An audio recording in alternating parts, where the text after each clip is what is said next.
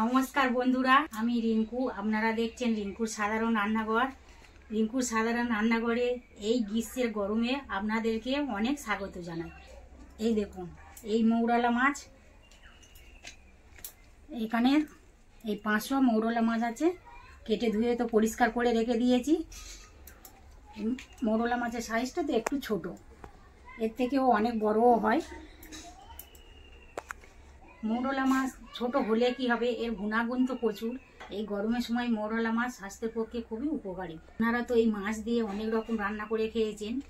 আজকে তো আমি এই মৌরলা মাছ দিয়ে সম্পূর্ণ আলাদা ধরনের আর খুবই সুস্বাদু আর খুবই কম সময়ের মধ্যে সহজ সরল আর হাতের কাছে থাকা সাধারণ মশলা দিয়ে, একেবারে খুবই কম মশলা দিয়ে রেসিপিটা আপনাদের সাথে শেয়ার করব। আপনারা ভিডিওটা শেষ পর্যন্ত দেখুন, দেখলে বুঝতে পারবেন। উনুন তো জেলে দিয়েছি, কড়া বসিয়ে দেব। কড়া ততক্ষণ গরম হোক, আমি মাছে নুন হলুদ মাখিয়ে নেব। এই দেখুন, আমার তো 500 মাছ ছিল। অতগুলো মাছ তোরা একসঙ্গে রান্না করব না, হাফ মাছ আজকে রান্না করব, বাকিটা রেখে দেব।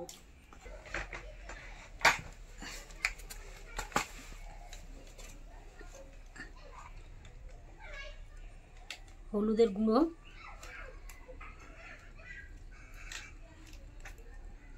নুন,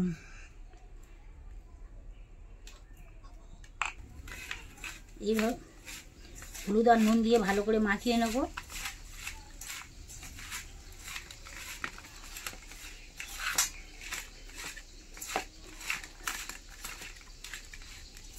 সাদা তেলে মাছ ভাজবো। আজ তো রেসিপিটা বানাবো আমি সরষের তেল দিয়ে। সরষের তেল কম আছে, সেই জন্য আমি সাদা তেল দিয়ে মাছ ভেজে নেব। মাছ ভাজার মতো তেল দেব।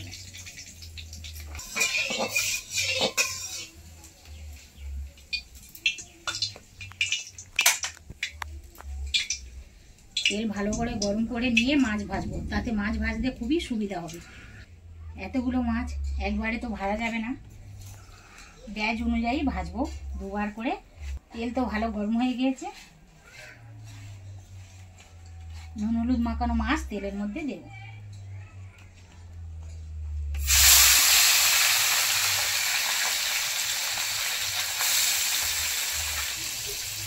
মাছ তো তেলের মধ্যে দিয়ে খুন্তি দিয়ে অল্পভাবে নেড়ে দেবো। যেহেতু এই মাছটা খুব ছোট, অল্পভাবে ভাজতে হবে, না তাহলে মাছগুলো ভেঙে যাবে। এদিকে ততক্ষণ মাছ ভাজতে থাকুক, আমি তো শিলনোড়াতে মশলাও পেতে নেব। কালো সর্ষে আর সাদা সর্ষে ছোট চামচে 1 চামচ করে নিয়েছি, একসঙ্গে মিক্স করে রেখেছি। জল দিয়ে ভিজিয়ে রাখবো। আর আমার এখানে পোস্ত,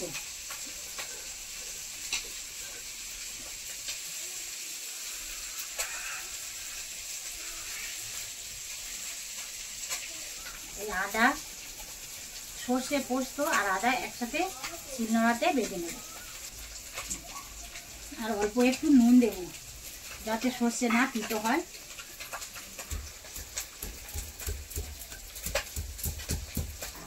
এই দেখুন বন্ধুরা, কত সুন্দর আমার মাছগুলো তো উঠে গিয়েছে, কড়ার গায়ে জড়িয়ে ধরেনি।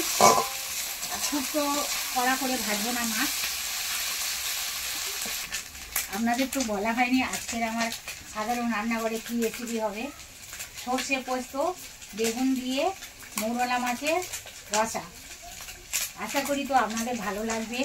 ভালো লাগলে আপনারা কমেন্ট করে জানান কারা কারা আমার মতো এইভাবে রান্না করেন, আর একবার হলেও বাড়ির সদস্যদের খাওয়াবেন এইভাবে। আশা করি তো এই গরমে দুপুরে গরম গরম ভাতের সঙ্গে একেবারে মন ভরে ভাত খাবে। যেসব নতুন বন্ধুরা আমার সাধারণ রান্না দেখছেন, আপনারা প্লিজ সাবস্ক্রাইব করে দেবেন। এই মৌরলা মাছ তো ভাজাও খেতে খুবই ভালো লাগে, খুবই সুস্বাদু হয়। যেহেতু আমি রসা বানাবো, সেই জন্য তো বেশি ভাজবো না, কড়া করে হালকা ভেজে তুলে নেব। প্রথমবারে মাছগুলো ভাজা হয়ে গেছে, তুলে নেব।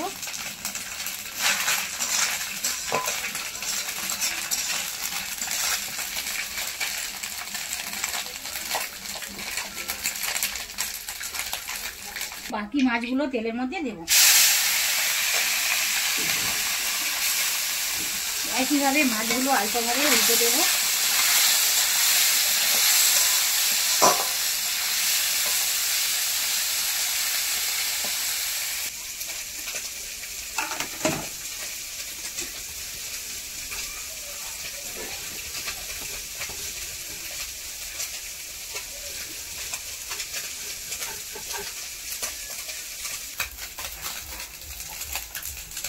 দ্বিতীয়বার মাছগুলো তো ভাজা হয়ে গেছে, তুলে নেব।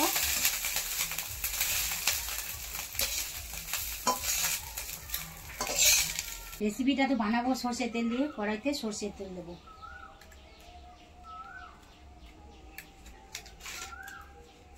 খুবই অল্প তেল দিয়েছি, বেশি দিইনি। বেগুন আলু দিয়ে তো রসা বানাবো, সেই জন্য তো সব কিছু হাতের কাছে কেটে ধুয়ে পরিষ্কার করে নিয়েছি।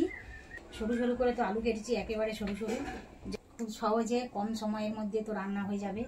আর এই দুটো বেগুন নিয়েছি, কালো বেগুন, সব এরকমভাবে কেটেছি আমার পছন্দের মতো। একটা টমেটো, কাঁচা লঙ্কা, একটা বড় সাইজের পেঁয়াজ একেবারে পাতলা করে কেটে নিয়েছি। কড়াইতে সর্ষে তেল দিয়েছি, তেলের মধ্যে আমি এই সরু করে কেটে রাখা আলু দেবো।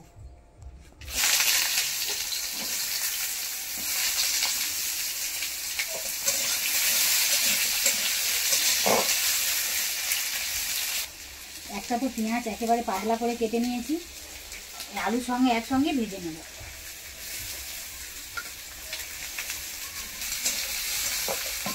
আলু আর পেঁয়াজ ভাজতে থাকুক ততক্ষণ।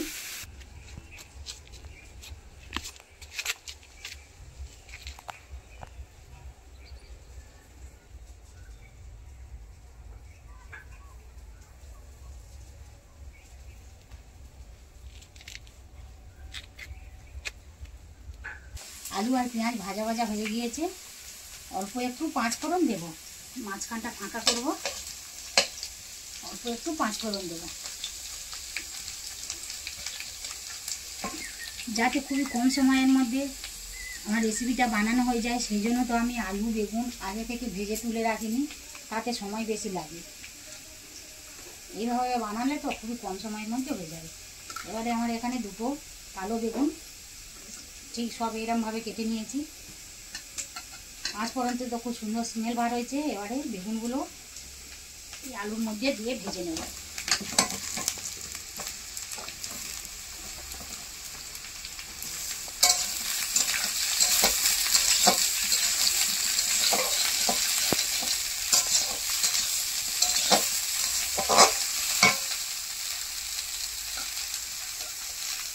আমার এখানে 6টা কাঁচা লঙ্কা আছে, এই মাঝখান থেকে তুলে নিয়েছি, তেলের মধ্যে দেবো।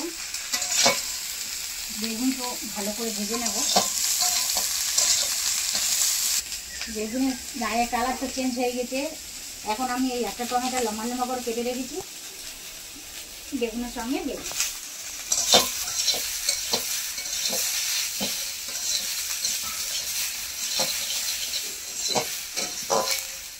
এই সময় তো আমি 1 চামচ নুন দেব,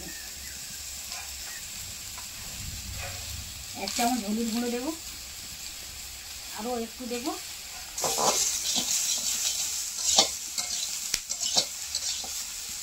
দু রকমের সর্ষে, পোস্ত আর আদা একসাথে বেটে রেখেছি।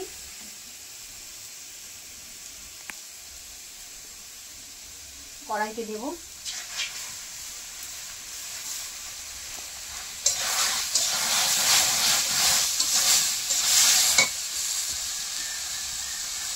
বাটি দিয়ে জল দেব।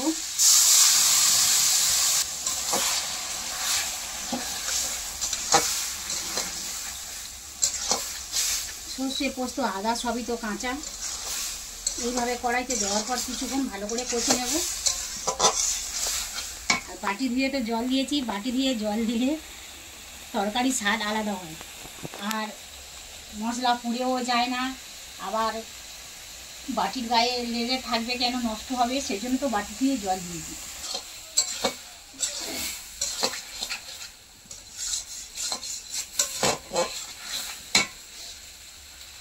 এই সময় আমি 1 চামচের মতো জিরের গুঁড়ো দেব।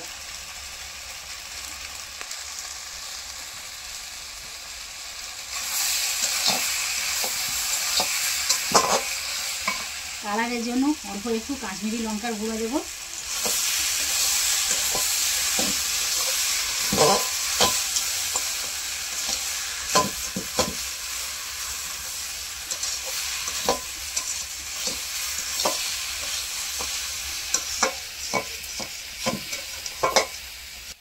এইভাবে তো কিছুক্ষণ কষার পরে টমেটো গলে গিয়েছে আর সব মশলার কাঁচা গন্ধও চলে গিয়েছে।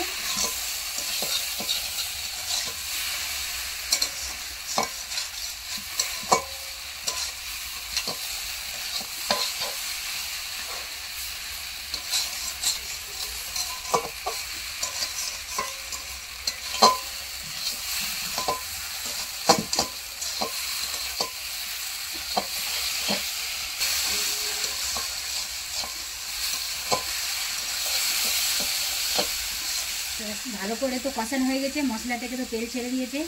এবার আমি আলু সিদ্ধ হওয়ার জন্য অল্প একটু জল দেবো, বেশি তো জল দেবো না, এই হাফ ঘটি জল দেবো।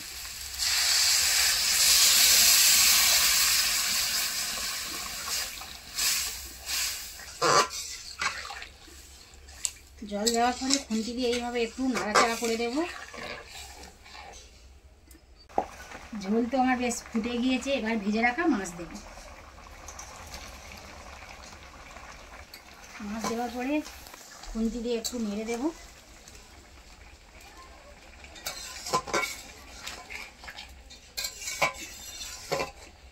একটু ঢাকা দেব। ঢাকা তো দেওয়া ছিল, খুলে নেব।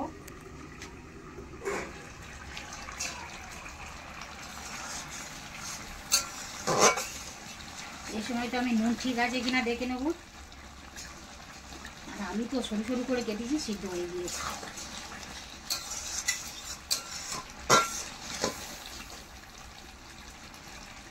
নুন কম হয়েছে, আরও 1 চামচ নুন দেবো।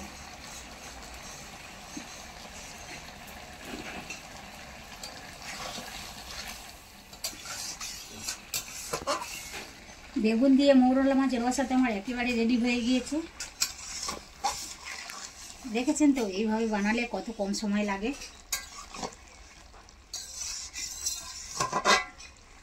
আমি উপর থেকে অল্প একটু সর্ষের তেল দেব।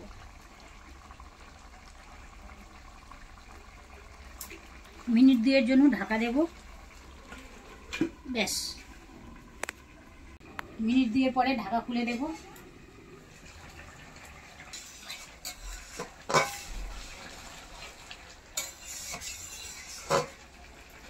মৌরলা মাছের রসা পারফেক্ট তো রেডি হয়ে গিয়েছে। এবার এই বাটিটাতে তুলে নেব।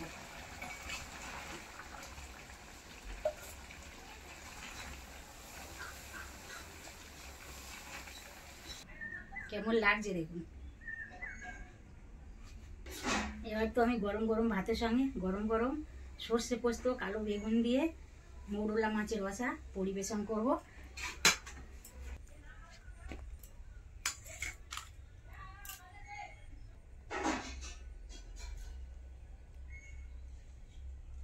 দেখুন, দুপুরে গরম ভাতের সঙ্গে কি আরো অন্য কিছু তরি তরকারি লাগবে?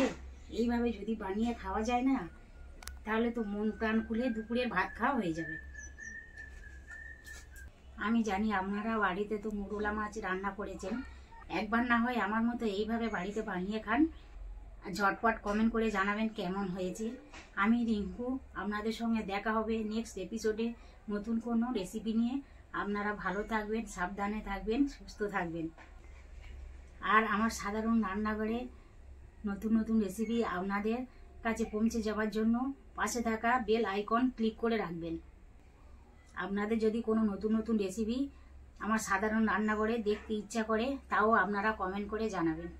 আমার ভিডিওটা শেষ পর্যন্ত দেখার জন্য আপনাদেরকে অসংখ্য ধন্যবাদ। এইভাবে আপনারা আমার ছোট চ্যানেলটির পাশে সদা সর্বদা জুড়ে থাকবেন।